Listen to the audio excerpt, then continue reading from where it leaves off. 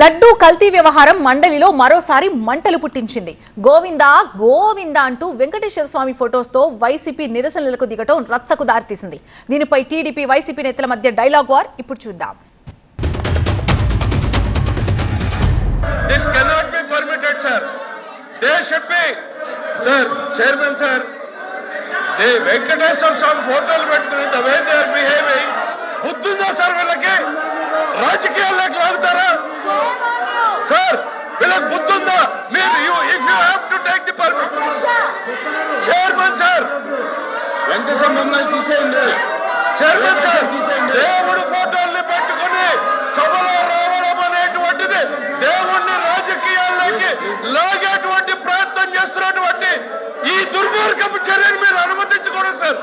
దేవుడు అంటే నమ్మకం లేదు, దేవుడు అంటే గౌరవం లేదు, దేవుడు అంటే భయం లేదు.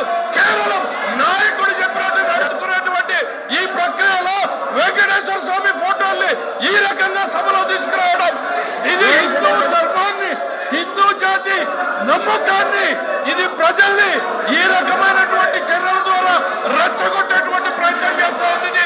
దుర్మార్గమైనటువంటి చర్య సార్. మీరు దయచేసి దీన్ని అనుమతించొద్దు.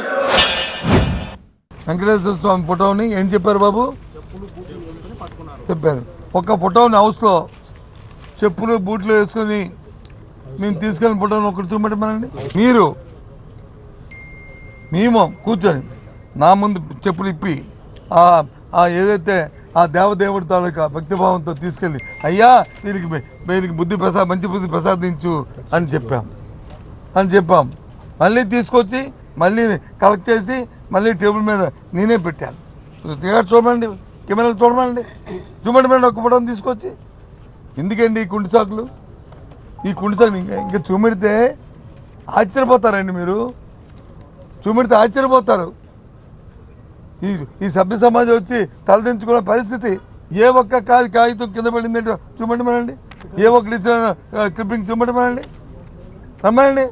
వీడియోలు ఉంటాయి కదా, వాళ్ళదే కదా, కంట్రోల్ వాళ్ళదే కదా, చూపెట్టమనండి. ఇదిగో ముఖ్యమంత్రి గారు,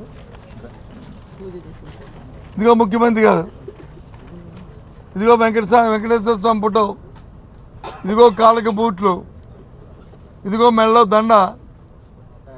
చూడండి, చేతిలో ఫోటో, వెంకటేశ్వర స్వామి ఫోటో చూడండి. దీన్ని ఏమంటారు ఆలోచించండి.